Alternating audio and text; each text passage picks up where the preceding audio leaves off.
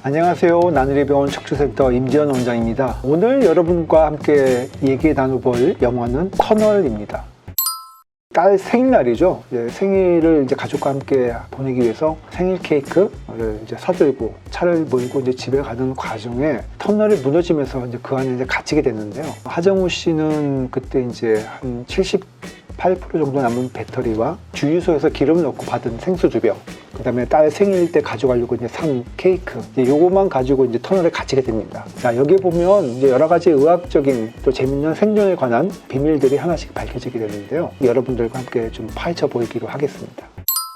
이 영화 속의 주인공은 35일 만에 탈출을 하게 되는데요. 생존에 가장 도움이 됐던 것은 아마 그 물 2병이었지 않을까 생각을 해봅니다. 고립돼 있을 때 가장 큰 게 일단 물이니까 보통 소변을 받아서 마시거나 그런 장면들이 나오는데, 소변이 굉장히 중요한 수분 공급원이 될 수 있습니다. 소변이 나온다는 것 자체는 그래도 우리 몸에 수분이 있다는 얘기거든요. 극한 상황에서는 오히려 더 모아놓고 정말 소변이 안 나올 때까지 정말 극한 상황에 빠졌을 때 그때 소변이라도 마시는 것이 생존을 연장하는 데 도움이 되지 않을까, 그렇게 생각을 해봅니다.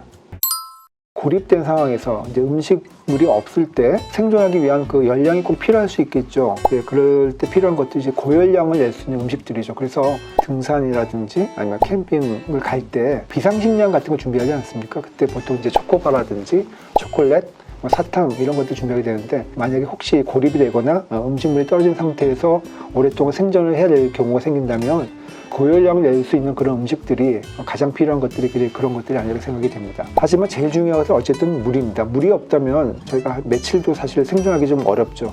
그래서 물 없이 음식 없이 버텼던 기록은 17일, 18일 그 정도 된다 보시면 되겠습니다. 근육이나 간에 저장할 수 있는 그런 칼로리가 있거든요. 그게 보통 한 24,000칼로리 정도 된다고 해요. 굉장히 많은 양이죠. 근데 지방에는 우리가 얼마 정도의 칼로리를 저장할 수 있을까요? 굉장히 많겠죠. 지방이 저장할 수 있는 칼로리는 13만 5천 칼로리 정도, 상당히 많은 칼로리를 저장할 수 있다고 하죠. 움직이지 않고 가만히 있는데 필요한 열량을 우리가 기초 대사량이라고 하거든요. 그 계산을 해보면 하루에 한 1600 칼로리 정도는 최소한 있어야 이게 기초 대사량 유지된다는 거예요. 그래서 우리 생각을 해볼 수 있죠. 근육으로 가득 찬 보디빌더 같은 그런 사람하고 비쩍 마르고 배만 볼록 나온 그런 내장 지방을 가진 그런 아저씨하고 만약에 둘이 똑같은 곳에 갇혔다. 그럼 누가 오래 더 살아남을 수 있을까? 당연히 배불뚝이 내장 지방이 많은 아저씨가 더 오래 살 수 있겠죠. 그 이유는 근육에서 저장할 수 있는 그런 칼로리보다는 지방이 갖고 있는 칼로리가 많기 때문에 그렇다는 얘기고요. 좀 아이러니한 그런 부분이다, 이렇게 볼 수 있을 것 같습니다.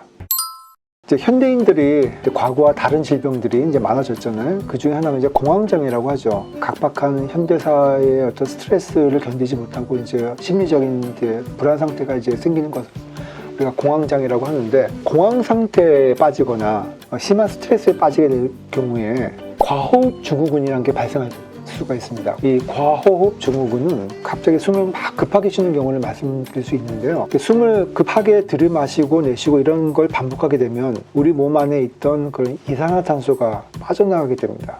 이럴 경우에는 이산화탄소 농도가 좀 더 낮아지게 되잖아요. 이러면서 우리 몸이 알칼리 혈증에 빠지게 되겠고, 이것 때문에 의식을 잃거나 몸이 어쨌든 쇼크 상태에 빠지는 위험한 상황이 올 수가 있어요. 그래서 코와 입에 종이 봉투 같은 걸 대고 숨을 쉬게 해서 자기가 내쉰 숨을 다시 마시게 해준 것이 응급조치의 하나로 될 수 있을 것 같습니다.